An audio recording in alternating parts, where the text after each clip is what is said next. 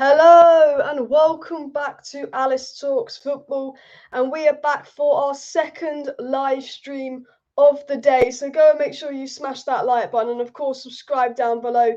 Today's video we've got lots to talk about, but it's going to be mostly a Manchester United versus Everton match preview. We're going to be looking at lineups United could play versus Everton. How should Manchester United approach the Everton game? We'll talk a little bit about the Donny van de Beek situation. Does Cavani deserve to start? Maybe future of Paul Pogba and more, doing score predictions, talk about the Everton game. And I have some guests coming on the channel for today's show. So let me go ahead and bring the guests in and introduce them. So here are my guests. I've got Chris and Spice on the channel. I'll come over to you first, Spice. How are you doing? How are you feeling about this game? And how are you feeling about the Villarreal game as well? I'm doing all right. How do I feel about the game? It's the same feeling I have towards every game with Manchester United. Just feeling 50-50 because I'm not convinced that I can go with my chest up high, that Manchester United will go into place Everton and smash them. Smash them straight up. Everton game, yeah, well. Villarreal game, on the other hand, happy for the 3 points. But just like everyone else, just questioning the performance. That's what it is. Yeah, not convincing win. And Chris, how do you feel after the Villarreal win? And what are your thoughts going into the 70 game? And lastly, how are you doing as well? I'm good, thank you. Do you know what? I don't know how we got away with that, to be fair, in regards to the Villarreal game. If we'd have been 3-0 down at half-time, I don't think any of us could have complained. I don't know how many saves De Gea had to make. He's rolled back the years by about 5 years. But you never know what you're going to get with us, to be honest. It would be easy to say, well, we performed poorly in that one, so tomorrow's going to be a disaster, because it could quite easily not be. We're so inconsistent. We could be brilliant, blow them away in 20 minutes, and everyone's going, wow, like, we're back. Or it could so easily go the other way. So, yeah, I'm nervous about it, to be fair. Who knows how it's going to go? Yeah, definitely. Everton are that team where United can be absolutely shocking against them, or absolutely brilliant. And I remember like about a year ago when we played Everton away, and I think we won. And, we had a really poor start to the season. Ollie's job was on the line. And then we went to Everton and we won. And then we just started this sort of winning streak against Everton. Usman's just joined, so I'm going to invite him in the stream. Usman, how are you doing? Yeah, I'm well. Sorry I'm late. I was just trying to sort my FIFA download out. I do apologize for what's going on. But it's done. It's done, man. Happy. Hopefully everyone's doing well, man. Thank you for having me. Yeah, no worries. How are you feeling after the Villarreal game, and how are you feeling about the Everton game tomorrow? Chris is already smiling. I've been following you, man. I've been watching you. Chris knows. I was at the Villarreal game. I can honestly say, hand in heart, the ending was absolutely sensational. The bit in the middle was absolutely dross. But listen, we got the 3 points. The Villa game, on the other hand, that was just shocking, wasn't it? They both were shocking, really. But yeah, I just think Villa just emphasised all the issues wrong with Man United. No team fears us at the moment, and it blows my mind given the players we've got at our disposal, that we've got teams coming to Old Trafford and playing us off the park with absolutely no concerns whatsoever for what we've got going forward. So yeah, for me personally, it's an issue, man. Hopefully Ollie addresses it tomorrow. Yeah, definitely. I think we've been outplayed probably in our last 2 home games between Villarreal and Aston Villa, and we can't make that 3 home games to get outplayed in. So for me, I just pray that the good Man United shows that we've just talked about. You just don't know what United's going to show up. Is it going to be the United that lost 2-1 to Sheffield United at home, or is it going to be the United that went to the Etihad and won 2-0? And you just don't know that with Manchester United. Before we get into sort of the preview and all of that, I just want to know your thoughts quickly. How are you guys feeling on Ollie? Are you Ollie in? Are you Ollie in out right now? I know Usman's Ollie out, but we'll go to Spice first. I've been forever Ollie out. I thought you were, but I wasn't 100% sure. Despite the positives that I've seen from Ollie, I big up Ollie for the things he's done at Manchester United. But again, we're at a stage where we need him to take us from here. From here to just there now. We need to be there. I have been Ollie out for a lot of things due to the flaws that I see on the pitch. The fact that we are so inconsistent performances, the coaching, the tactics, the level of football that was playing at. It's not the level that I expect and should be. And the fact that the football's not sustainable. There's so many things. But again, big up to Ollie because he's done a good job at Manchester United and he's gotten us to a place where the team itself is full few world-class players, and also the team is strong and we can challenge. It's just about who's at the tunnel. That's all it's all about. Whether they got the right game plan, whether they got the right guys in the staff, coaching wise, is questionable. But we'll see. Yeah. You know, I'm still gonna back him to the end, till the wheel falls off, till the car gets caught in flame, the engine stops working. I'm still there. I'm there. I'm going to say, I was saying this in my stream earlier, I said Ollie kind of reminds me of Lampard. He was a good manager to take us from point C to point B, as in turning over that Mourinho squad, getting some young players in, getting the right players in, getting us to top 4 consistently. But I don't think he's the manager to take us from point B to point A being trophies. There's nothing about Ollie that I think he's going to win trophies. I think he's done a good job, but I just think he's going to be like Lampard, where now he's got the names. I feel like he is going to be out of his depth. I'm going to go over to Chris. What's your thoughts on Ollie? You convinced or...? Do you know what? Like, I agree that I don't think he's the person that's going to win us the Premier League and the Champions League. So if you're taking that, then I suppose that means we need somebody else. But I don't like the terminology. Like, I don't like the Ollie out, Ollie in, like divisive thing. Like the way I see it, like we're a football club. I want us to win every match, and I want him to do well, and I really want him to prove us all wrong and win everything. I personally can't see it, but you know, I don't take my opinion to that kind of thing anyway, where I think that because I think that ain't going to happen. And I want Ollie to be successful. So I'll never be Ollie out, because for me, I always want us to win every game. I want him to do well, and maybe he can improve enough to achieve it. But I'll be really honest, from what I've seen so far this season, it feels highly unlikely. And if I was to put my money on it, I'd say he'll be out by Christmas. Yeah, I said, to be fair, looking at the games we have coming up, I think if he's going to go, it will be the November sort of period there. And Usman, lastly to you, how are you feeling about Ollie? Listen, Alice, you and Chris know me very well. So, look, first and foremost, right, what Chris just said there, you kind of answered the question without answering the question. You don't think he's going to win the league or the Champions League. Manchester United have got Ronaldo, Pogba, Bruno, Sancho, Cavani, Martial. I don't care what you say about Martial, he's still there. Because Rashford, I don't think it doesn't make it fact. I know what you're saying, but what I'm saying is the fact that you're even thinking that, it shows that there's an issue at the club. And at the end of the day, all I heard in his earlier tenure, Spicer said he's been only out for a long time, so respect, obviously, seen it from earlier. But all I've heard, excuses every season. First season, fair enough. Second season, he hasn't got the players. He's not going to play good football. All I used to hear was, he hasn't got the players. Wait until he's got the players. You know, football is a results business. We understand that. And that's all I cared about in the second season. Because at the end of the day, we can't get results and play good football sometimes. Obviously, we can. But I accepted it in the second season. Because, of course, the most important thing was Ollie was getting the results. Come third season, yeah? There's no excuses for him not to play good football now. Listen, okay, results. Again, you live and die by your results. We all understand that as football fans. That's what he's going to live and die. If he's losing all the games and we're playing brilliant football, I would be criticizing him as well. So I can't be a hypocrite, okay? So the first thing is, he's got absolutely no excuse to not play good football and win games. What I'm seeing at the moment is moments of brilliance getting us out of jail every single week. And I know people will say, that's what champions do. Champions win games when they don't play well. Listen, if it wasn't a reoccurring theme for the previous 2 seasons, I would be on that ship. I would be singing all years at the wheel. I would be doing all the rest of it. However, the sort of 90% of Ollie's tenure suggests that this isn't a one-off. This isn't a sort of, you know, we've just had a bad day at the office. This is a consistent bad day at the office under Ole Gunnar Solskjaer. And at the moment, he hasn't got an excuse. Like, he had excuses previously. I would accept that. People are still going to use CDMs. I don't care about CDM. You got Pogba and Bruno and Ronaldo, okay? I don't care about the CDM. That triangle there should be illegal in world football. The fact that we got them 3 together and we're playing shit.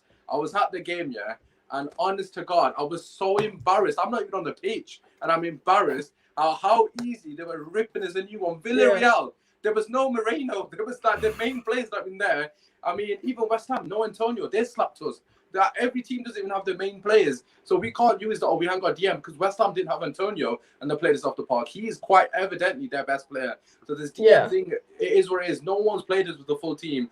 I don't think West Ham played us off the park. I'd agree with you about Villarreal. And the cup they did. But in the cup, they were way better than us. They wanted it more than us. But in general, the point being is, right, we're Manchester United with the players we've got at our disposal. There's no excuses now. He's got nowhere to hide. The players are there. People have been using excuses in the past. He has to deliver now, and not only the results. It has to deliver in terms of the style of football. How has the manager in the third season not got a clear identity still? It blows my absolute mind. And we're lucky Mbappe wasn't playing. We're lucky Neymar wasn't playing, because Delors was that bad. We would have been 7-0 down at the first half. And okay, that's on Delors, but I mean, they played. I literally saw it with my own eyes. 40 seconds prior to them playing the ball to Delors' side, you could see that what was happening. Like, they were literally getting the ball and hitting it towards Delors' side, and they were running in on goal. So, I mean, there's too many issues. I would be all that, but yeah, for me personally, he's not the right man. He hasn't got a clue what to do with these players. Yeah, I do agree. I was saying this when I was doing my watch, and I said I've got the Man United lineup and I've got the Villarreal lineup, and I said this is Villarreal starting 11, this is Manchester United starting 11. If anyone here can sit there and tell me that any of these Villarreal players would walk into the Manchester United starting 11, you'd be lying. But yeah, they're playing us off the park. How is this team playing this team off the park? You know, you look at our squad. You know, we got Rashford to come back. Imagine if Martial found his form on top of the starting 11. You've got Lingard on the bench, who's getting goals and assists off the bench. Poor old Donny, Cavani bench. I'm like, this is our squad. Our bench is better than their starting 11. And I sat there and went, how are we getting outplayed by this team? And I think it has to be down to coaching and tactics. It's not like this was a one-off, as you were kind of saying. We've been outplayed by Villa. We've been probably played by West Ham. We were definitely outplayed by Villarreal. I thought we were outplayed by Wolves. And I thought when we played Southampton, they were a lot better than us. And I'll go back to what Gary Neville said. He said, they're Moments FC, we're not a team. And it's like, we've just got so many good players that we can be rubbish, but it's almost impossible for OLE to fail this team and not get top four with this team, because this team is just that good that it's like we will play shit, but they will find a way to win. And, you know, for me, going into the season, you know, luck runs out. We've been lucky so far. You know, if it wasn't for De Gea, I don't know how many points we'd be on right now. Maybe 7 or 8. We could be like with Arsenal and Spurs if it wasn't for De Gea saving us in so many games and saving us. We could be 0 points in 2 Champions League games with De Gea. That I go, luck is probably going to run out soon. And I am a little bit concerned, let's just say, going into the season. And we've got Everton next. And for me, out of all our sort of Premier League games coming up like that we've had, I feel like Everton are almost the biggest challenge. I know West Ham would be better than Everton, but for me, I just feel like Everton do normally give us quite a tough game. They've got some good players, and I know they've got some key players injured, Everton, which hopefully will work in our favour. But 3-3 last year of Everton was, which I thought we played really, really good in. I'm not going to lie, but I'm going to come to Spice first of all. How are you feeling for the Everton game? Like, do you think United are going to like win this game, or do you worry it's going to be the same old? With Manchester United, it's the same rice. It could be it's the same rice, different stew, curry, sauce. It's always going to be the same taste from what I've seen from the start of the season. Apart from the Leeds game where Leeds played to our strengths as well. Tomorrow against Everton, it's going to be the same performance that you saw against Villa. You're going to see the same performance that you saw against Villarreal, where we look like the away team all the time. And I can see Benitez as well trying to tactically outclass OLE. He's a very good tactician. So Benitez knows exactly how to play against Manchester United. So tomorrow it's going to be a tough game. It's going to be a tough game for all of us. We're just going to hope that Manchester United grab the 3 points, any way they can. I'll be pleased with it. But I know it's not going to be easy on the eye. It's going to hurt. It's going to be a hard one to watch. Guys, strap in, drink if you need to, because you probably need it. You know, I've never watched Manchester United sober because it's hard. You know, the day I do watch Manchester United sober is because they play brilliant football. But with Everton, guys, I see us winning narrowly. Just it won't be a good game for us. I mean, to be fair, even when we win, I don't think that we play good football. We're not particularly convincing, so I do agree with that. And like a few people asking if Rashford will be involved versus Everton, I highly doubt it. I don't think we'll see him back in the squad till after the international break. If he was going to be involved, he'd come off the bench, but I don't think he's back till after the international break. But I know he'll be back soon. Go to Chris. Everton, are you confident? Do you think we're gonna, when Ollie's under a bit of pressure, that all of a sudden we start playing good? Could you see that? I can see that. Yeah, I think the players are behind him. I don't think anyone's sort of down tools yet. So I think the players are behind him. So I think they will go out there and try and put on a performance. I think the players want to win things as well. I think we've got a lot of winners in our team, so that'll play in our favour. I don't think we've got the kind of personalities anyway that would go, oh, do you know what? And I know I've seen some sort of people saying across social media about the players down in tools and would they rather a new manager come in? I don't think we've got that kind of group. I think they want to win and they know that every point is important. So I think we'll go out there and give everything to win. That's for sure. Will it be pretty? Maybe not. I expect we'll try and start the game like we did against Villarreal, because that first 5 minutes, albeit it was only 5 minutes, it was really aggressive pressing, trying to win the ball. And once they kind of played around us and we had no answers, it all went in their favour. But I imagine we'll try that again. And yeah, I'm quite confident. I think they don't look the same Everton without Calvert-Lewin at all. They're really missing. Without that target man, they don't offer much more.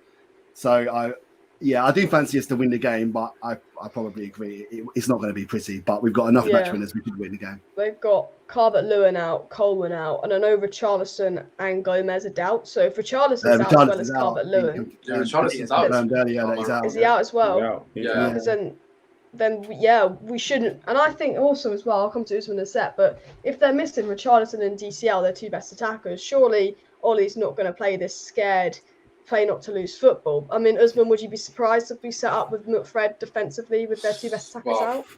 Play not to lose. If he starts McFred, right?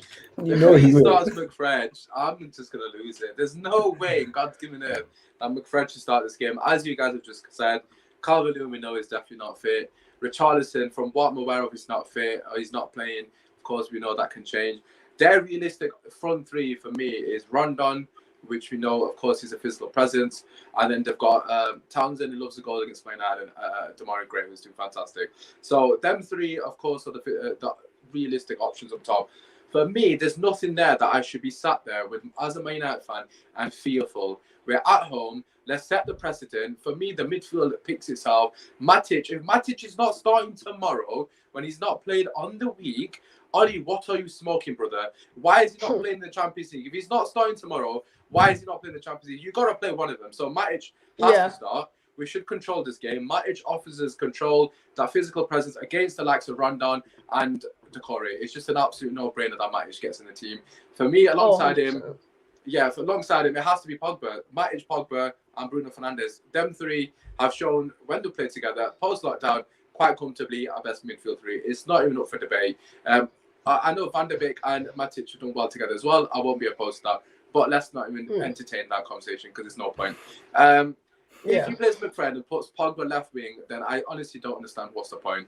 Because there's no way that midfield is going to give us any control, any ability to retain the ball, sustain attacks, push them further up the pitch. And obviously, it's Rafa Benitez as well. Everton, notoriously, a difficult team for Man United. Rafa Benitez, pragmatic FC, is going to sit back. He's going to make it difficult. He's going to say, get the ball to run down. Damari Gray, Townsend, run off him. We know exactly what he's going to do. You can telegraph exactly what he's going to do. All we're going to do, Matic sit in front of Rondon and Varane sit behind him. He's finished. He's going to be their main out ball. And Pogba, Bruno, you guys do your thing. It's an easy win for us this game. He's got absolutely no excuse. They've got no Richarlison and no Calvert-Lewin who've got pace in abundance up top and quality. So for me personally, Pogba, Matic, and Bruno, start them and control the game. It should be an easy win for us.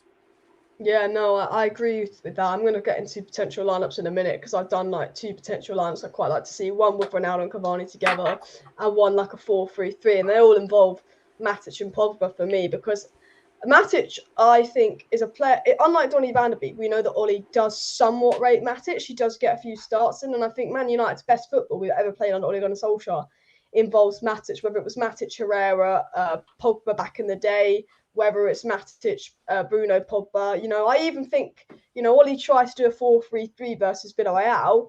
I think if Matic had played and not McTominay, the Villarreal game could have been a different game because McTominay just lost at CDM. And I'm not even going on McTominay. He's clearly not a CDM. And I think, was it you, Usman, that tweeted about seeing Matic, Pogba and Donny as a 4-3-3 as well? Yeah, I did tweet that. Obviously, I know that's not a popular opinion, but I just think for me, I know a lot of people were skeptical with that. People were saying there's not enough balance. Pogba defensively is a liability. Van der Beek defensively is a liability. I understand those concerns, But for me, Yeah. in terms of controlling a game, that's our best midfield three for me. It gives us everything we need. You've got Donny, who's, you know, lacks quick one-touch football. Pogba's got the range. Matic obviously breaking up play, and he's also got the ability to pass through the lines. I think that midfield three has a lot of balance in possession. Our possession, I understand people's concerns, of course, but for me, at home against a team like Everton, with the injuries that they got, we need to focus on how we impose ourselves on them, not on what they do to us. And that is the issue with Ole. His mindset going into this game is always about the opposition. Hence why McFred played how, you know, Everton might hurt us. We need McFred. Let's forget about what they can do to us for a second, because we have got unbelievable quality. So yeah, I would like to see it. I don't know if this is a game for that, but it would be interesting to see it at least once. Yeah, 100%. Because I love Bruno. I think Bruno is our most important player, and I think, you know, I feel like without Bruno we do crumble. But I was like, if we're going to play without Bruno, let's stop the 4-2-3-1, because Bruno is the only player that can play in a 10 in our 4-2-3-1 system. Because I feel like it's so like negative that it's such a hard job to do. You know, Mount can't do it for England, the 4-2-3-1. I go, if Ollie wants to play a 4-3-3, I think the best time to play a 4-3-3 is to rest Bruno, because defensively Donny and Pogba are probably better than Bruno. And I've always gone, you know, we did Matic, Herrera, Pogba. Obviously, Herrera was just a workhorse defensively. But imagine Donny in the Herrera role, Pogba, what he did, Matic, what he did as interim manager. I was like, if we're ever going to rest Bruno Fernandes, because I think he will burn out, I would like to see that experiment. And I'm going to go into lineups for the Everton game. I'm going to show you two lines, because one talking point I want to have is about Cavani and Ronaldo playing together. And if I can, what I'm going to do is I'm going to share my screen, and hopefully I'll share the right lineup up. And then I want to see your thoughts on this. I've got two lineups about the potential of Cavani and Ronaldo to play together. Now, I'm not the biggest fan of the 4-4-2 diamonds. However, when we did last play the 4-4-2 diamond, I think it was, well, we lost to Everton, but we played Everton with we beat them in the cup with the diamond, if I'm not wrong. Yeah, we beat them in the cup with the diamond. I don't know how big that is on the screen, but I mean, I'll come to Spice first. You know, I'm thinking about Cavani and Ronaldo playing together, and ideally for me, 4-3-3, Matic, Pogba, Bruno, midfield three, Sancho, Greenwood on the wings, Ronaldo up top, because I don't think Ronaldo's a left winger. But what's your opinion on? Do you think Cavani needs to start because he came off the bench? I thought he was absolutely brilliant. Do you think Cavani and Ronaldo can play together? And what would your approach be to this game in terms of a lineup? Well, okay, cool. In terms of, let me start off with the Cavani and Ronaldo situation. Not too sure whether Ronaldo and Cavani can play together, because I saw against Villarreal, Ronaldo giving up on the ball, playing on the left wing, and Cavani chasing it. So I'm quite worried about who's going to be the main person in terms of spearheading that actual front two. Would it be Ronaldo or Cavani? Because Cavani looks like he will graft and do the work. Ronaldo, on the other hand, looks like he's there for the finishing and tapping. Ronaldo will work hard, but he won't work as hard as Cavani would. That there really concerns me. On the team sheet right there, it looks like they will work together and it'll be a fantastic duo and a fantastic lineup. But it's all about what happens when they're actually on the pitch. In terms of what I would like to see, I would like to see the 4-3-3, because I'm a big fan of the 4-3-3. I'm a big fan of possession-based football. I'm a big fan of philosophy. I'm a big fan of Ajax way, total football, and I believe in the 4-3-3 system. It's just when I saw what Ole was trying to do against Villarreal, I saw a team playing a 4-3-3 at some point during the game where they looked so incompetent, lacked positional awareness, and discipline in their position as well, which I can only bring that back to whoever's coaching them this system. And I thought they would have worked on the system a very long time, because a team like Manchester United, they should know more than 3 or 4 system and be able to play effectively. I would like to see the 4-3-3 with Ronaldo up there, Sancho playing, and also, of course, Greenwood playing. And in midfield, yes, we can have the Matic, we can have the Pogba, and we can also have Bruno there. Because I believe having Bruno and Pogba there with back to shoulder is still a good, strong midfield. I'm just worried about how Manchester United coaches have trained them in that system. That's what I'm more concerned. It's the same situation with the 4-2-3-1. It leaves us exposed when we have McFred. But again, we're left exposed because those two are never disciplined in their position, playing as 2 center midfielders. They never stay in that position. They just float around looking to break down play and then leave us exposed. And that's what you saw again in the 4-3-3 system, where McTominay tried to hold and was left exposed. I'm quite worried about that in terms of Manchester United trying to train their players and playing all these varieties of systems. But the 4-3-3 is the system that I would like to see. And again, I don't feel like Ronaldo and Cavani can work well. Only in situations where we need to score a goal in the last 10, 20 minutes, just like you saw on the week against Villarreal. Sorry. Yeah, no, I 100% agree with you. For me, it's 4-3-3. The best football we've ever played is a 4-3-3. I think the 4-3-3 is the way. I just thought, you know what, there's a rumour about Ronaldo and Cavani starting tomorrow, and I'm like, Ronaldo hasn't really played on the left wing for a few seasons. How are we going to put Ronaldo and Cavani in together? And I was like, well, the diamond did work against Everton when we beat them in the cup. I think if we did the diamond and it was McTominay ahead of Fred of Matic and Donny, I think it would be the same old. But I was like, I'd quite like to see this versus Everton.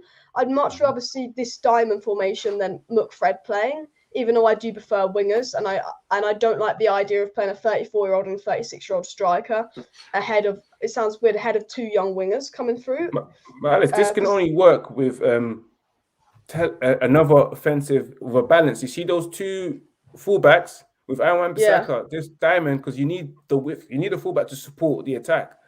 And I can only see it work if you've got someone like, for example, someone that's attacking minded, but I won't bring up his name. Like a Reece James. Because defensively he's not that great. Like a Reece James. And it will work because you've got Tellers who's decent at defending but good at attacking. Or if you had a Luke Shaw who's decent at defending and also decent at attacking, it will work. It's because I'm more concerned about what the support that Cavani and Ronaldo will give in terms of spreading out and also holding the width as well. Yeah, no, 100%. Chris, what are your thoughts and how would you approach the game, like in terms of formation? Who would you play? Would you play Ronaldo and Cavani, or do you think you just have to play one? No, I think you can only play one. I think the only formation you could probably play those 2 would be if you played 5 at the back, if you played like a 5-3-2, and then you had like the wing back supplying. If you had Tellez left wing back and Dalot right wing back. I know Dalot didn't cover himself in glory the other night, but I think at wing back with slightly less defensive duties, he's going to be better putting the ball into the box than Wan-Bissaka. And I think that's how Ronaldo and Cavani are going to feed off them. If you played this way, I personally think you would need a striker with pace because Ronaldo's still got the speed. I think he clocked over 20 miles an hour the other week, but at 36, he's not going to be continually sprinting throughout the 90 minutes. And Cavani definitely doesn't have the pace. I think they're quite similar. Yeah, definitely. And if you're going to play them 2, I think you need to get balls into the box, and this doesn't provide that. And as for the Ronaldo out the left theory, I saw Gary Neville saying that would be our best team, but I just think he's just wasted. He's the best finisher, best number 9 in the world. He needs to play centrally. I feel for Cavani because he was great when he came on the other day, and for him to miss out is a little bit harsh. But I just think the only place Cavani can really play, I know he played out wide from time to time to accommodate Ibra at PSG, but ultimately we've got better wide players than Cavani, Sancho, Greenwood, that a bit more natural out there. So now for me, we can do that in certain situations. If we're playing at Anfield or the Etihad, you might want to go with the 5-3-2 and play Cavani and Ronaldo and whip the balls into them and try and beat them physically and aerially. But for this game at home, I think 4-3-3. We did play 4-3-3, didn't we, at the beginning against Villarreal? I know they marked it as 4-2-3-1, but it was 4-3-3, wasn't it? Yeah, it was. Yeah. It was, yeah. So I would, 4-3-3 is my answer. And I don't think those 2 can play together unless you play a back 3. I think I agree with you. Like, I think Cavani was so good when he came on versus Villarreal, his press and his work rate and stuff. But I'm like, to play them together, you'd have to move Ronaldo to the left, and you don't want to put Ronaldo on the left. And it's like, well, I want them both to play together, but I just don't know if they work to an extent. Like, they're elite players. They'll do a good job together, but it's like, I feel like they just both want to be the prime number 9 in a 4-3-3. And I will get the 4-3-3 up on my screen, actually, and then I'll get Usman's opinion on the situation and stuff. But Usman, I'll come to you. What kind of approach would you have going into the game? Would it be this kind of 4-3-3, or do you want to see Cavani and Ronaldo involved? Yeah, regarding the Cavani Ronaldo, I think the guys are completely spot on in regarding what they've said. I just think for me personally, it was interesting that Ronaldo got shoehorned to the left wing. I would have thought Cavani would have got put left wing because he's done it for a large piece of his career at PSG. Obviously, he got shoehorned for Zlatan in particular. Even when Mbappe, and obviously had that issue with Mbappe. Again, he was kind of shoehorned onto the wing for them. And it just makes more sense because he's got more energy about him. I just don't get the logic of a 36 tiring Ronaldo towards the latter stages of the game playing on the wing. It just didn't make sense to me. So, I mean, the goal actually came from Cavani winning the ball on the left wing. And obviously beating his man, getting a bit of a lucky bounce, and then he played a nice little interchange with Bruno and Fred. So it just makes, if you were hypothetical to play him, I would put Cavani on the left wing, not Ronaldo. I just don't understand why that is, why it was the other way around. But in terms of the 4-3-3, I agree with everything Spice said in terms of total football, play the Ajax way. My issue with what we did against Villarreal wasn't actually the formation. I know a lot of people on Twitter in particular were saying the 4-3-3 doesn't work. We haven't got the personnel. I don't actually think it was a personnel issue. I think it was a tactical issue. A lot of the time, if you go back and watch the game, you can see quite evidently that every time a Villarreal player had the ball, there was no one within 5 yards of them putting any pressure on the ball. So, I mean, you could have played 4-2-3-1 and it would have been the exact same situation. Yeah. If you don't put pressure on the ball and you're playing up against decent teams, especially Spanish teams that are notoriously good on the ball, you're going to get punished. And that was my biggest sort of issue with the overall performance. We had no intensity in terms of the manner in which we try to win the ball back. My biggest criticism of Manchester United is how we do off the ball. I mean, you've seen from other teams, again, I don't like to compare to opposition, but Liverpool, City, the Barcelonas of yesteryear, all notoriously known for hunting impacts, win the ball back quickly. And I haven't seen that Man United. And that is a big concern for me, because if you're going to play 4-3-3, you've got to be aggressive. You can't allow teams to have time on the ball, because you will get picked apart, as we got against Villarreal. So for me, 4-3-3, without a shadow of a doubt, could work with the players that we've got. I know I've seen a lot of people say, oh, it's not going to work. But I just think if we're more aggressive off the ball, we try to get in people's faces, we squeeze further up the pitch and put pressure on anyone who's got the ball, then why can't we play the 4-3-3? I mean, Pogba, Bruno and Matic are more than capable of doing that. And I just think it's a bit of a cop-out, to be honest. I think the issue was the tactics. Again, I don't want to keep coming back to Oli, but at the end of the day, if you sit back off any team, you can play 4-2-3-1, it won't make a difference. They will pick you apart because you're giving them so much space to allow us to play triangles around you. The amount of times that, for example, Pogba would go to the guy who's got the ball, they were literally passing it around him. And Bruno and Matic, it was McTominay, wasn't it? Bruno and McTominay were nowhere near the person receiving the ball. So they had the whole pitch basically to take a touch, get their head up. And that was the issue. You've got to be more aggressive off the ball, basically, is what I'm saying. So 4-3-3 is not an issue. We've got to be more aggressive in Man United, but at home, set the precedent from the get-go and get in their faces. So yeah, do you think that midfield three is capable of being that aggressive? I look at Matic and Pogba as quite immobile. Listen, there's this notion that goes around on football Twitter that Pogba is lazy, and I mean, I understand. I don't think he's lazy. I just don't think he's that mobile. No, but I personally think he can, because he has shown it for France that he's got the capabilities of putting in a shift. He's shown it for Man United. If you go back to the games post-lockdown when it was the exact same midfield that I named, Pogba played a very unselfish role that he doesn't get the credit that he deserves, because he didn't put up the numbers. He was putting in shifts every game alongside Matic. So for me, it's very simple as a coach. Give them instructions. If Pogba's not doing it, put him on the bench and put somebody else on that will do it. Van der Beek's from Ajax, as Spice said, total football. That's in their DNA. These mans are taught from 5 years old, you got to press or you are not playing, brother. So as simple as that. Pogba, if he doesn't want to press, don't play him. Simple as that. Bruno, again, another player who's high energy, he will press. So it's obviously, Bruno still presses on his own, solo presses, which is not a good thing. So for me personally, let's forget the names. Let's forget Pogba. It's not Pogba FC, it's Man United.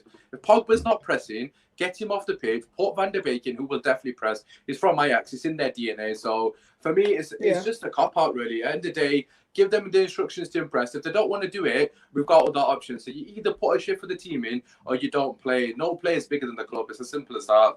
Yeah, 100%. I agree. I think for me, finishing off on this point, I think 4-3-3 for me, definitely the way.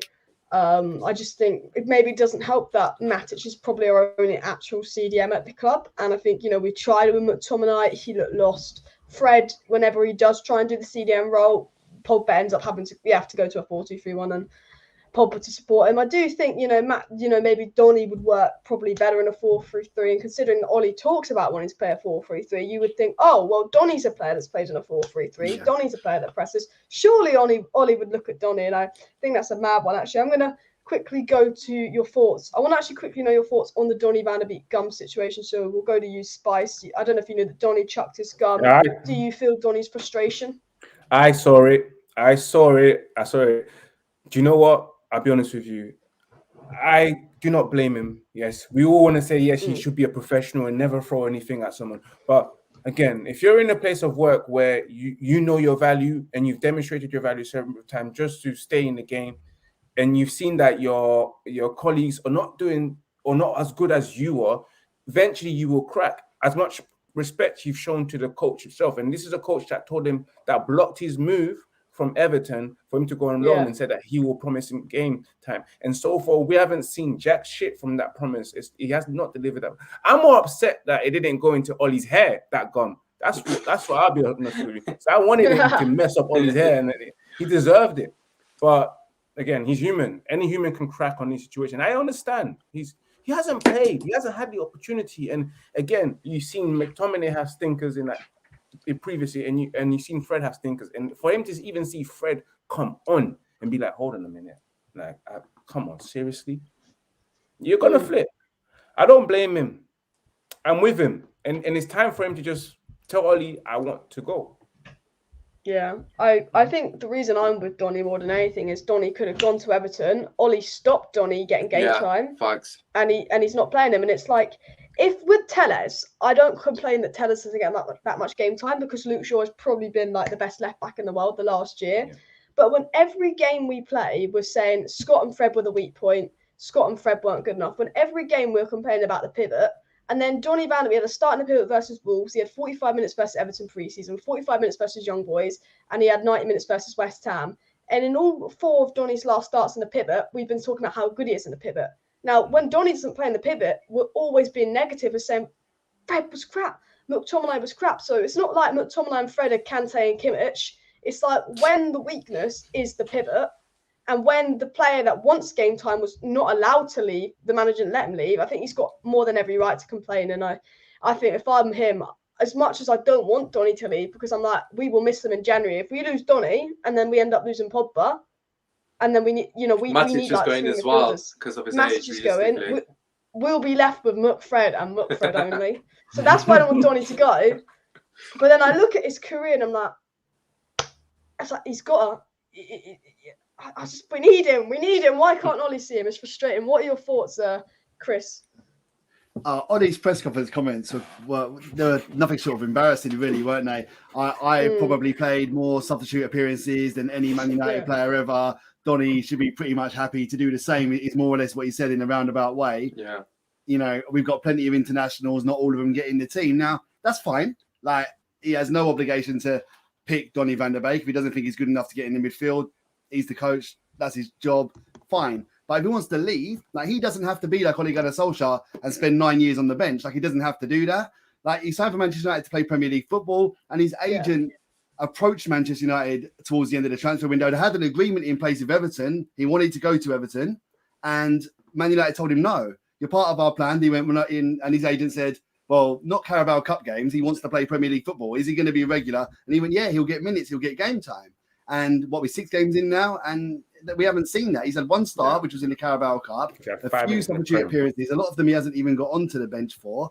And he has every right to say, do you know what? Like, I don't want to be part of this. I want to leave.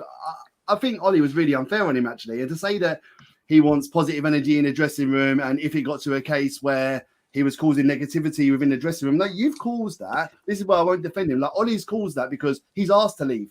He's not put in an official transfer request, but his agents told him he wants to. But he said on loan. Was it not on loan? I'm sure it was a loan as well. It wasn't like he didn't ask to get sold. It was just wanted a loan. It was a loan deal. It wasn't even a sale. I read sale, but I could be wrong. But I might be wrong as well. But I thought it was a loan, to be as obviously. No, it was a loan. Either way, one way or another, he wanted to go to Everton for this season, like whether that's a loan or sale, and we didn't allow him to go. So then, why? Yeah, Ollie literally said, I'm not letting you leave in. I'm going to use you this season. So Donny gets 45 minutes versus Young Boys, and Ollie decides to sub Donny off to go to a back 5 versus Young Boys. Donny's the player that gets stopped at half time, even though I thought he looked defensively better than Fred in the pivot versus Young Boys. He gets 90 minutes versus West Ham. He's man of the match. The 2 games since West Ham, we were struggling in. can't even get subbed on. And I'm like, this Donny van de Beek was wanted by Real Madrid.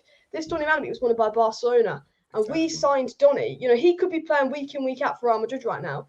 I said this on my live stream earlier. I said Liverpool and Manchester City have a much better midfield than Manchester United. But I guarantee you, Donny van de Beek would be starting a lot of games in the midfield for Liverpool and Manchester City. I could see Rodri, Donny and Kevin De Bruyne as a midfield three. I could see Fabinho, Donny and Henderson as a midfield three. And I'm going...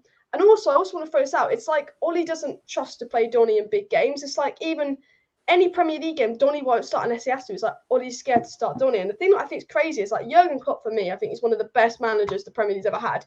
He will be in a big game and he'll be like, okay, you know what? I'm going to give Curtis Jones a start.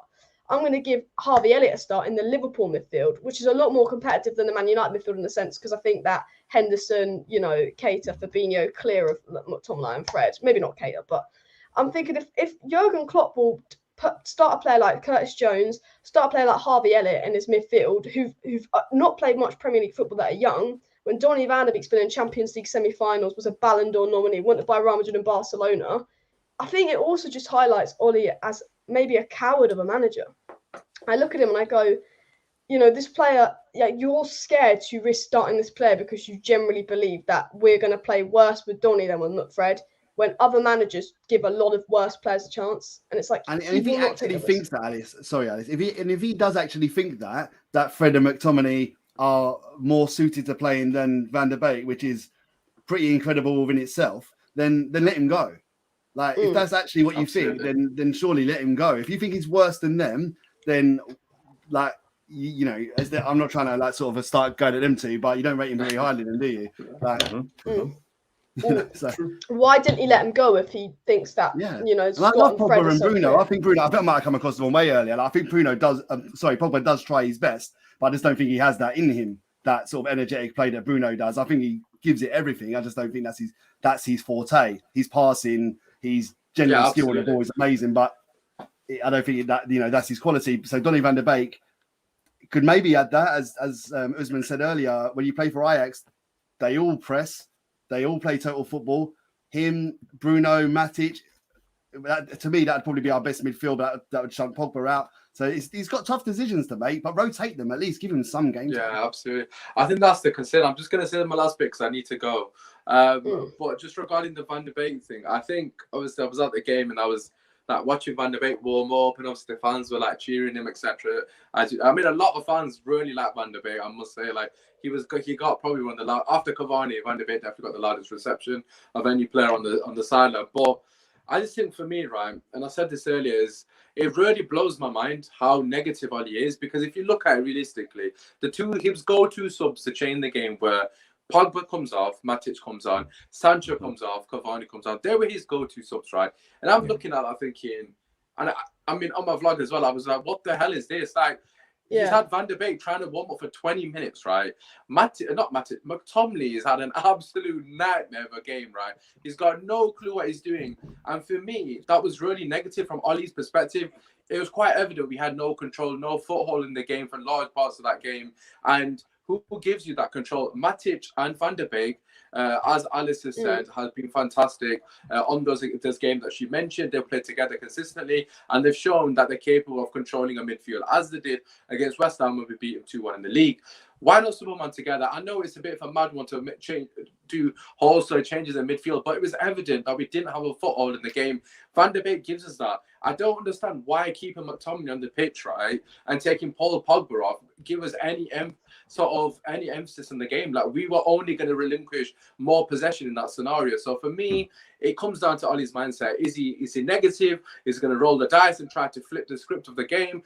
For me, he's never going to flip the script, hence why Van der Beek doesn't come on. Another manager subs Van der Beek on there because he's like, we need to get a foothold in the game. We need to start playing. We need to start keeping possession. And we need to try and obviously grow into the game, because a lot of the game was McTominay chasing shadows, which you can say it's his fault or not. But for me, Matic, Van der Beek, obvious substitutions, get some control back in the game, and then we go again. He didn't do it because he doesn't want to use Van der Beek, because he's scared to play attacking football. It's as simple as that. He thought It's if I true. go a bit more, if we go a bit more attacking, we try to impose ourselves on the opposition, we might be susceptible to a counter attack. And for me, as a Manchester United manager, to have that mentality at home in a Champions League game, in a group game, the second group game, not the 5th or 6th, where it's do or die, we can still recover.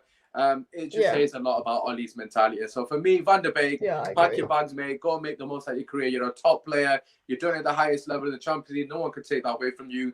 Alongside De Jong and other ballers, you shone through, my brother. So I wish you all the best. Manchester United, under Ole, you're not going to get the moments because the guy's a negative manager. So I wish him all the best, but it is what it is. Yeah, really well said there. Thank you so much to Usman for coming on to tell. I know he has to leave now, but there's a link in the description to subscribe to Usman Talks United. And Usman, just tell them where they can find you before you leave. Yeah, first and foremost, thank you for having me on. Always a pleasure, obviously, with you guys. So obviously, firstly, if you haven't, make sure you do slap a like on the video because it's completely free. So make sure you support the homie. Obviously, subscribe to her as well. Exactly. Award-winning next season. Yeah, next season award-winning. Alice on the room. You'll love to see it. But yeah, obviously, regarding myself, Usman Talks United. We don't just talk about Man United, we talk about every club. Well, hopefully not Liverpool because we don't like them, but sometimes I have to. But yeah, so tune in for that. Obviously, show love to the people and peace. Happy days. Thank you for having me on, man. A pleasure as always. No worries. Bye. That was Usman. Make sure you do go subscribe to Usman. And as Niall Kane says, keep smashing the like. Robert says McFred is the midfield equivalent of Dan James. And Neil says 3 Donny, sack Ole. And all of that, and was a good result considering the widely rested defence. An unpopular opinion from John Harvey. Look, we're missing 3 out of 4 key defenders to answer that, but we should. The difference between us and the Villarreal team, we should be a lot more confident coming into the Villarreal team. Now, I've got a question actually that I'm going to ask you both. Now, last season, I think Ole Gunnar Solskjaer definitely had a very, very positive influence in the Manchester United dressing room in the sense of we play absolutely awful in the first half of games. We play absolutely awful in the first half of games. Ole's job would almost be on the line because of how bad the first half was, and then we'd come out in the second half an absolutely different team. Now, this year, I haven't really seen second half United where we've gone 1-0 down and then we've come out and we've been brilliant. Although we've gone 1-0 down a lot, I haven't seen the second half United where we've been really, really good. And I've got sort of 2 questions to kind of ask you both. People suspecting could Ole be losing the dressing room, to have all these elite players and we are getting outplayed at home to Villa, outplayed at home to Villarreal, outplayed at home, you could say, to West Ham, outplayed by Wolves, outplayed by Southampton. To have all these elite players and constantly be getting outplayed, I think a lot of it is coaching, but do you have any theories that Ole could potentially be losing the dressing room? And we know Donny's not happy. There's rumours. There's 1 week Paul Pogba's happy, the next week he's unhappy. So I always kind of ignore the Paul Pogba thing. I'm going to come to Spice first. Do you think Ole could lose the dressing room and Ronaldo possibly have an influence on that if Ronaldo turns them? I believe potentially if this shenanigan continues in terms of the way the team performs, and if we end up losing or getting bad results throughout the next period of games, he will definitely lose the dressing room, and they will start to see, especially with Ronaldo there, Varane there, Pogba there, Bruno there, those type of influential players, they will start to see that, hold on a minute, this guy's not really top quality draw as a manager, His tactics, his way of playing isn't right. And Ronaldo himself, Ole best to be careful because, in my opinion, the board signed Ronaldo. Ronaldo is a prized asset to the board. If you upset Ronaldo, you've upset the board. So if Ronaldo goes to the board and complain, because he has the authority to go upstairs and speak to the board members and say, you know what, I don't like this coach, get rid of him. And they potentially will have to listen to that because that's their prize. That's Cristiano Ronaldo. He can go wherever he wants. So yeah, I feel like Ole definitely might eventually lose the dressing room. With Van der Beek right now, his emotions of what happened. Pogba as well, I kind of saw clips of him kind of saying some stuff like him coming off and why am I not playing and all that kind of stuff. And when you're playing Pogba on the left, to accommodate McFred, himself won't be happy with that. I don't feel like Pogba's absolutely happy playing on the left wing. He would rather play in his actual position, which is the centre midfielder. Yeah, because he can provide more from centre mid. I feel like Ole, again, will eventually lose the dressing room slowly. It's happening. I can see it. Yeah. Slowly happening. I agree because, Pogba doesn't seem to be happy. Pogba's getting subbed off in the Europa League final. Pogba's getting subbed off before McTominay. Pogba's having to play on the left so we can play McTominay and Fred in the middle. And we're trying. This is our year to try and convince Pogba to stay and put a pen to paper. We're subbing him off. We're subbing him off before we'll sub off McTominay and Fred. We're playing on the left to accommodate McTominay and Fred. And this is the year that we're going to be like, Paul Pogba, stay. This is a manager that told us that he wanted to build a team around Paul Pogba, but then again, I've realized that Ollie's a liar, so I don't really listen to most of the stuff that he says. Yeah, 100%. And I was saying this earlier. I was saying Ronaldo is a much more influential figure than Ole Gunnar Solskjaer. He's one of those players. If Donny turns on Ole, the whole squad's not going to turn on Ole. But every single one of those players playing football for Man United, they didn't sit there and say, I looked up to Ole Gunnar Solskjaer. They sat there and said, I looked up to Ronaldo. Mason Greenwood, Rashford, their idols were Ronaldo. Every player in that Man United squad, because other than maybe Cavani, because he was playing around the same time as Ronaldo, but they sort of looked up to Ronaldo when they were younger. They wanted to be Ronaldo. I don't think really many Man United players looked up to Ole Gunnar Solskjaer saying, I want to be the Man United super sub. They might have looked up to Rooney, and I'm like, I feel like if Ronaldo turns on Ole, he will lose the dressing room. I think he's like I said that before, figure. Ronaldo has the power to go upstairs to the dressing room and don't even have to knock on the door and say, listen, I want this guy out. And they will have to listen to him because it's Cristiano Ronaldo. Literally. And there was this whole article that came out earlier, did get debunked, that Ronaldo had apparently gone to Ole saying, I'm not getting enough service. If you play quicker football, you play more attacking football, I'll score you more goals. Ole said that wasn't true. I mean, it wouldn't surprise me if Ronaldo was thinking that, to be fair. I believe he probably did say it. I know Ole's a liar and Ole would just mask everything just to make it seem like he didn't say it. But I believe Ronaldo put up a good note to him and said, what kind of football are you playing? You play quicker. Because we all feel like we should be playing quicker in terms of passing the ball. Actually, talking about that, one thing I noticed about Rafael Varane is, and I think he likes to play the ball a lot quicker than Lindelof, Maguire and Bailly do. And I think maybe, Ronaldo come from the Real Madrid team that won, 3-4 Champions Leagues that Varane was in as well. So, Varane's used to playing quick and Varane picks up the ball and he wants to play it quick.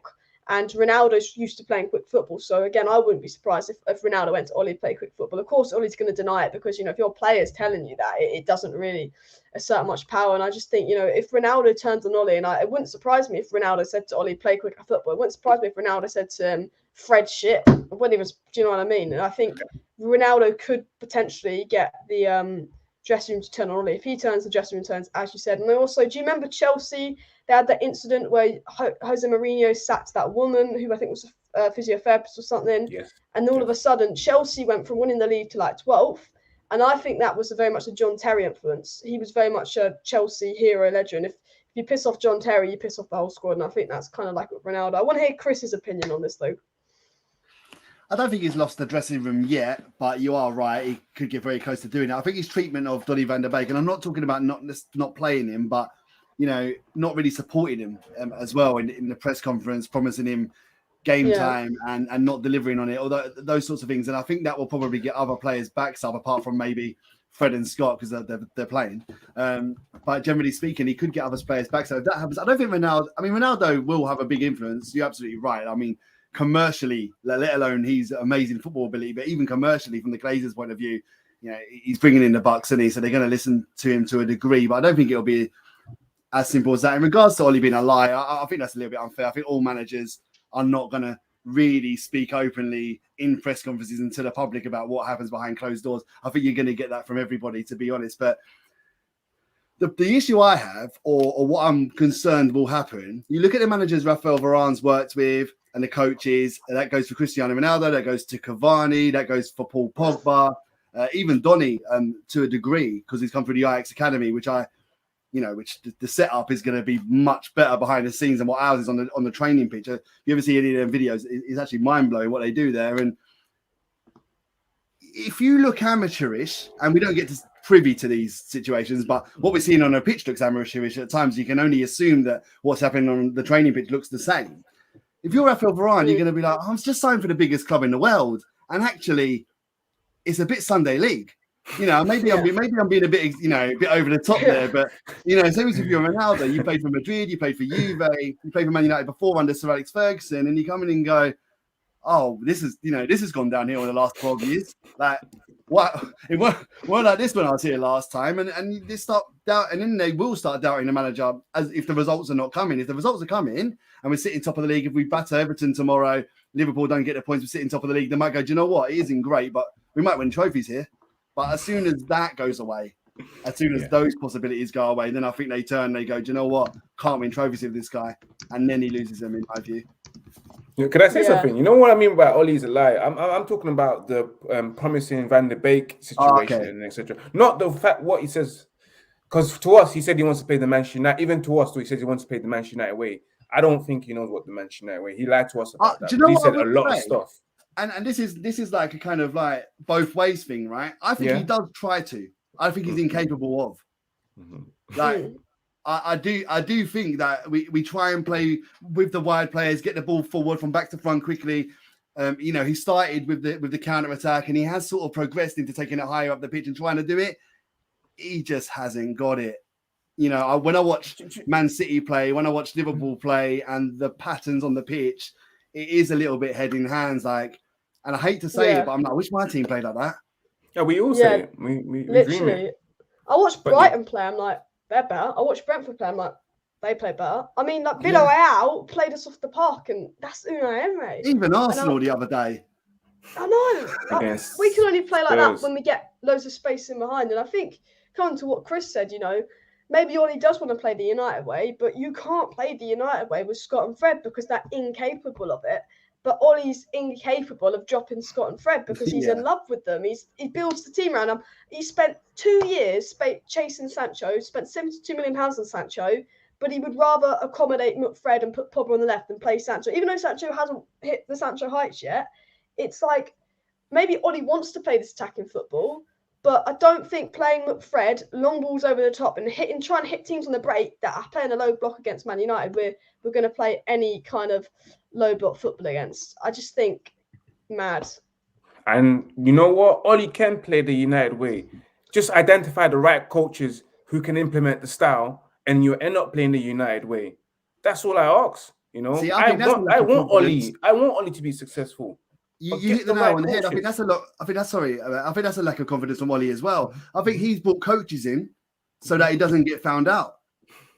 Like, I genuinely think that. I think if he brings in top world-class coaches, that they'll look at him and go, you're a little bit out of your depth, mate. But by having, Michael Carrick, McKenna, Darren Fletcher, they're all part of the team, aren't they? And I'm not even trying to get that out on Ollie because I'm not, but it smells of that, If I get a job as, Manchester United football manager with no experience whatsoever, I'm not going to bring in people. I would, because I've got common sense. I'll bring in people that are better than me. But because I don't think he has that confidence, he's bringing in people that are going, you know what, I'll look good to these guys. Yeah. And that's what will kill you at the end of the day, Yeah. Like, let your ego aside and get these people in, even if you don't know shit. It happens in every work of life, every work industry. You always have that new manager that doesn't know shit, but his job, and you have to teach him. Yeah, it happens. Yeah. And to Greenwood, that just broke through, to Rashford, who has been around a long time, to Scott McTominay, come through the academy, you can sell that. You can sell that. When Ronaldo walks through your door, when Cavani walks through your door, when Varane and Sancho walk through your door, that changes. Yeah, exactly. Like you use the work example. If you've got 16-year-old junior, they'll just take on board what you're saying because they don't know any different. When your boss comes in and more than they do, that's a little bit harder to sell to you. Yeah, like Ronaldo and Varane would probably be better coaches than Ollie. People saying, when Ronaldo retires, could he manage Man United? And I look at Man United, and I don't think it's just Ollie, but I look at like coaching staff. I think surely if every single one of those coaches still sits there and says, McFred, this way, doesn't want to change it up. No, like obviously I think we've actually done subs this season. Questionable subs, but we actually are making subs this season.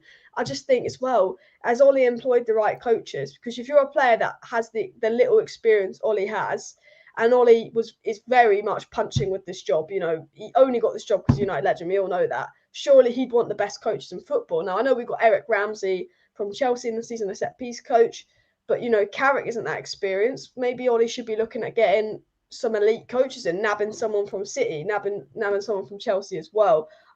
Just before I ask my final question, John Harvey did comment that David De Gea is our best player of the last 10 years, and who brought him? Alex Ferguson. I have to say, like, how good has David De Gea been this season? I think the amount of points he's won. So I mentioned this a lot, but I'm a David De Gea fan all the way. I've backed David De Gea a lot. Like, I love David De Gea, and it used to annoy me how he would make one mistake and people would jump on that. The media would jump on that. I think with Henderson coming in, I like Henderson. I think he's a great keeper, but because Henderson's English, it was like people were looking for David De Gea to make a mistake because they wanted Henderson to play. And it used to infuriate me, the amount of disrespect De Gea got, because I was like, yeah, he wasn't as good as he was, when we played that Arsenal game, he was elite, but it wasn't like he was bad. And I feel like people, and for me, to see David De Gea saving us this season, I'm just super, super happy. And when it comes to Spice and comes to Chris, and then just how you feeling about De Gea so far? Oh, lovely, man. I'm happy he's back to his best. And I've been behind his back, even though when he tried to shove Henderson to me, and I didn't want that, because I believe that we should stick by David De Gea, because David De Gea is a top quality goalkeeper. He could have left us a long time ago and won 3 Champions League, but decided to stay due to a famous fax machine. And since then, he's never looked back and said that I'm not happy here. He stayed and got his head stopped down and saved us in following seasons. Even the seasons that we wasn't doing too well with Mourinho there, he was instrumental, absolutely instrumental. So that's the reason why I always urge fans to remain loyal as well, because he's shown us loyalty by staying and committing. And we need to do the same thing. It's okay for any player to have one bad season, or maybe 2. It's okay when you've had like 3 or 4, 5, 6 outstanding seasons and become the Manchester United Player of the Year 3 times in a row. Yeah, it's okay. He's allowed that. I'm happy, and I just want him to continue doing well, as long as, and I don't want to be seeing what I saw at Villarreal. It was Villarreal versus David De Gea at times, and he's shown. As Manchester United fan and Manchester United himself, we shouldn't be seeing our keeper being exposed like that several times and having to save us every single game. Yeah, I mean, I just think with De Gea, I love him. I think he's a great keeper, and I'm just glad he's playing well. But we almost want to be giving De Gea 6 out of 10s each week, just to say he's like been like, oh, he had nothing to do. But every game, but he done his job when he was called upon. That's what we want to say. Yeah. But every game this season, it's David De Gea has made a good save. Like, he made that double one versus Wolves. He made that one when Thingy was through on goal versus Southampton. He made I think he made a few good saves versus Young Boys. He made, so many world-class saves versus Villarreal. He made some good saves versus Villa. It's like every game, David De Gea is having to make an elite save, because there's saves you expect keepers to make, and there's saves like if that went in, you wouldn't blame the keeper. And I feel like every game he's making those saves, and And yeah, I mean, what's your thoughts on David De Gea, Chris? First of all, brilliant this season. What I will say is, because he was so good, like he was the best shot stopper in the world for maybe 3-4 seasons in a row. He won a Man United Player of the Season, didn't he? Three times on the trot. And when you set the bar that high and you don't reach those levels, then that criticism comes. I think you see that at Spurs with Harry Kane at the moment, for instance, he's not playing to his levels, and that happens. So I can understand why he got the criticism. I also think that as good as he is in the last couple of years, like, he hasn't moved with the game, and he has now. I think, you had to become more of a sweeper keeper. Your distribution had to be better. He doesn't come out a lot for set pieces. He doesn't protect his box particularly well, or he didn't, I should say, last season. And I think that's where people are looking at Dean Henderson. I've never said that Dean Henderson could be anything like the same shopper that David De Gea, because that would be madness, because David De Gea is like levels above in that respect. But what Dean Henderson was doing that De Gea wasn't doing last season, he comes and collects the corner, so he doesn't need to make the save. He punches away, the set pieces. His distribution is better than De Gea's in terms of like moving from front to back. But credit to David De Gea, he came back early before all the other players this season, didn't he? After the Euros, he's worked on all the weaknesses of his game. The game's changed. He didn't change. He's changed, and his distribution looks better. I love in life, how many times, like the Villarreal game was a prime example where there's a one-on-one and he's already starting on the edge of the box and he's sweeping it away. He's not having to make the save. Yeah, he made world-class saves, but there are times where if this would have been a year, 2 years ago, he would have had to make more saves because he would have allowed those opportunities to happen. And that's where Dean Henderson, those were the areas that Dean Henderson was doing a better job. So I think there is that.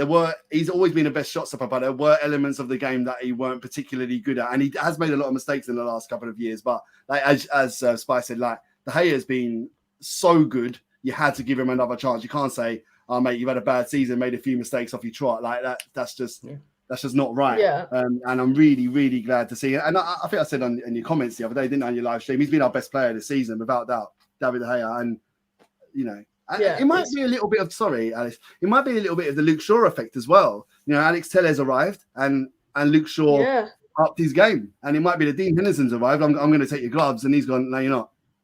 Yeah, we might be seeing the best of him for that reason as well. Yeah, 100%. Neil Driscoll said long ball United. Just want to quickly close out. We have been a bit of long ball FC. You know, we're going against teams that are parking the bus against us. So we think Scott Fred in the midfield, negative football, long ball's gonna break down teams. But talking of Everton, because I'm going to get to my final question, which is score predictions. Everton are 5th in the Premier League right now. They're equal on points with us. They've had a very big start to the season.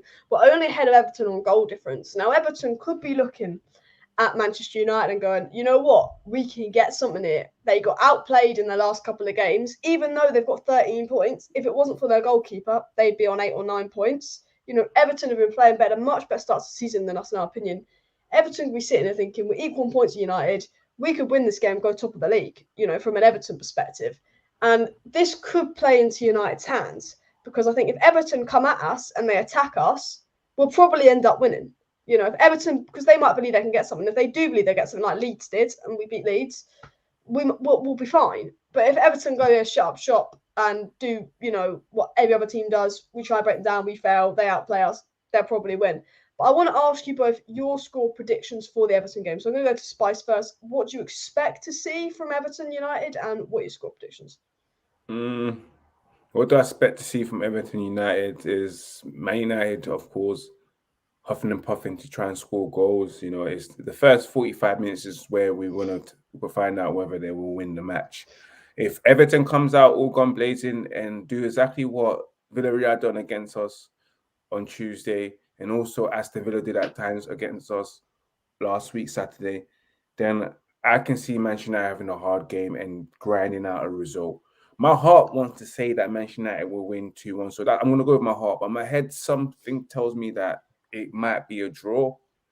It might be a draw. Yeah, I know what you mean. It's Everton. That I can never predict Everton. It's one of those, like, there's teams I feel like I'm going to predict a lot of good to win. But with Everton, they're one of those teams where you just never know what United's going to come out. Chris, what do you think you expect to see from United Everton, and what are your score predictions? I think Benitez will try and quiet down the crowds. I think the first 15 minutes they'll probably camp in, and if they can get through that, then the crowd could be getting restless with our performances. If I'm Benitez, I'm saying that, you know, get the crowd restless, keep it 0-0 for 15 minutes, and don't do anything silly, and we'll grow into the game. So we could have a problem breaking them down.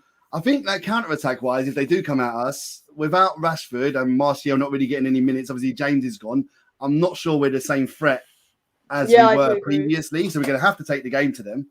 And I expect they'll camp in. I think we'll win. I think without Calvert-Lewin and Richarlison, you know, it's massive downgrades. We look at the players that will come in for them. It's seriously like lower quality. So I think we'll concede. We always do. So I'm going to go 3-1 United. Yeah, nice. I think for my score prediction, again, I said I could. It's hard. Like I actually predicted we beat Newcastle 4-1. I had a feeling that we'd you know, West Ham would be either a 2-1, 1-0, 1-1 kind of thing when we beat them. But Everton, they've been good this season. But Everton are such an inconsistent side as well, like United. Everton they got spanked 3-0 by Villa. You know, they can be so. But I'm like, Everton do not have Richarlison or Dominic Calvert-Lewin. So but they shouldn't be a threat in attack. They've got Rondon. It's like playing a Garlo up top. You know, when we had a Garlo, you know, he's not brilliant. I think the shame we haven't got Maguire. Really, that's perfect for him, wouldn't it? I'm like, then they shouldn't be a threat. I feel like we will probably concede first. And I was saying to Morchon, you know what, I don't mind when United concede first, because I feel like it takes us going 1-0 down to actually play a little bit better as well. It takes a goal to actually give us a kick in the arse. But I'm going to go, because we haven't been really breaking down teams well, I'm just feeling 1-0 United. I don't want it to be 1-0. I'd love it to be like a 4-1, 5-1, 3-2 kind of game. But I'm going to probably think 1-0 United, and it'll probably be a penalty, if you want my honest opinion. We'll actually score the penalty. Who will take the penalty? Ronaldo, yeah? I think Yeah, I Ronaldo, think yeah. so. Quick, last question. Ronaldo or Bruno on pens? Oh, that's a tough one. I'm just gonna go. No, yeah. I think Bruno's a better penalty taker. I actually agree.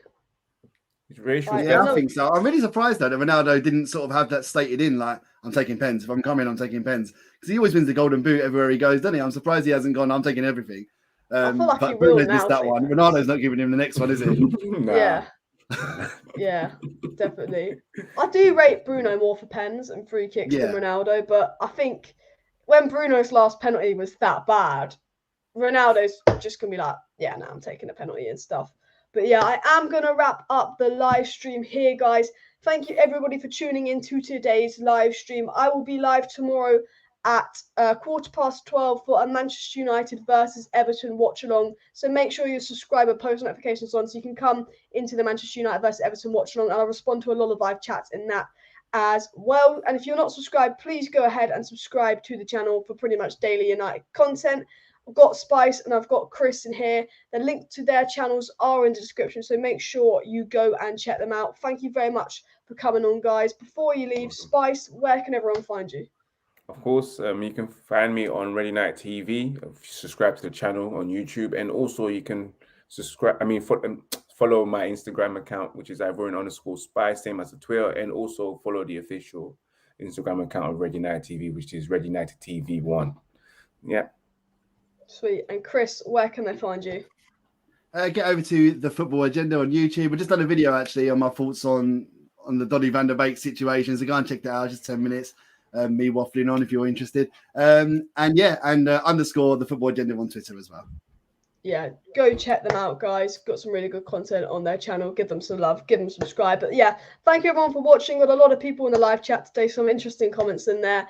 As always, we'll be live tomorrow with a watch along and match reaction. So make sure you're subscribed and you stay tuned for that. Thanks, guys, for coming on. Thanks for watching. See you next time.